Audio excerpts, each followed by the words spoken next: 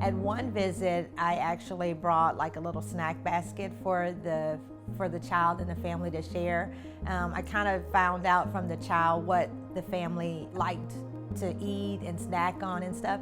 And even though a lot of times the parents will bring lunch for the kids, it's just the fact that, oh, you created this for us. Not you created this for the child, giving the child something, but you created this for us as a family.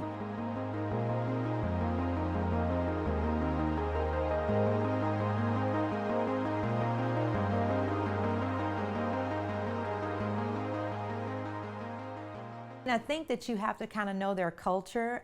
Like one time I tried to engage with a child's grandmother because that was her caretaker. It wasn't about the mother, it was the grandmother had been raised her from day one. And the grandmother was very resistant in the relationship that I was trying to build with her. I didn't know that the resistance was based on culture.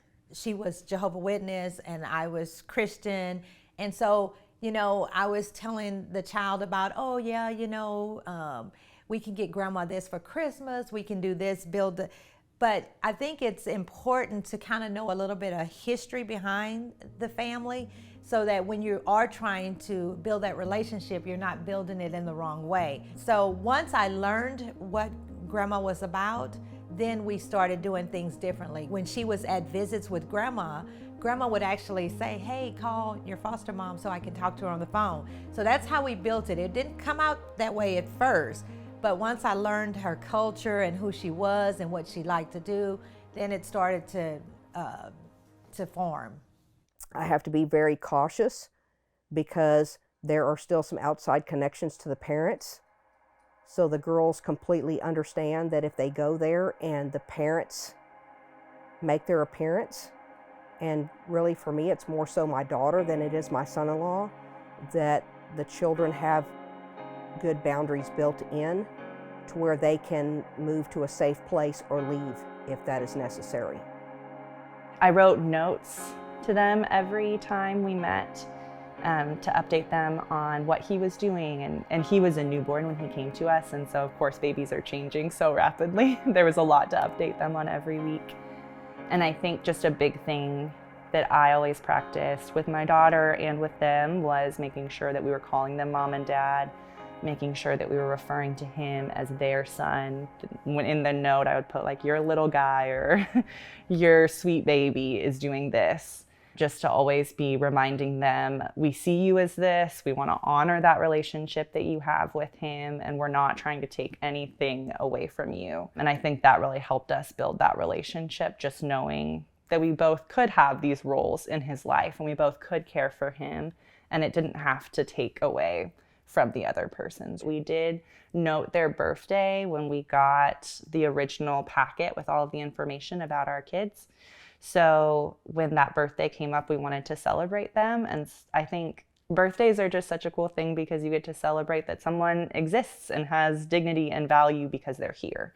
And there's nothing I think a lot of the things in their lives are, did you work your service plan this week? Did you check things off your list this week? All of those things that they have that can feel really overwhelming at times. And I think that just celebrating a birthday is just coming back to ground zero of we're all human. We get to connect at this level that values all of us just for that reason. We've celebrated Mother's Day and brought, since we've had infants, we've done like feet in a painting and done kind of a craft that they would do at school or something if they were in daycare. We've written notes back and forth with parents, and then I've tried to get there early too to make sure, or stayed after to talk as well, to make sure that I have that time to connect with them and that they know that I want that time to connect with them. I often show up early to pick up just so I can sit there and we can all be together for a few minutes and have conversation with one another, and the kids can see us in that way as well.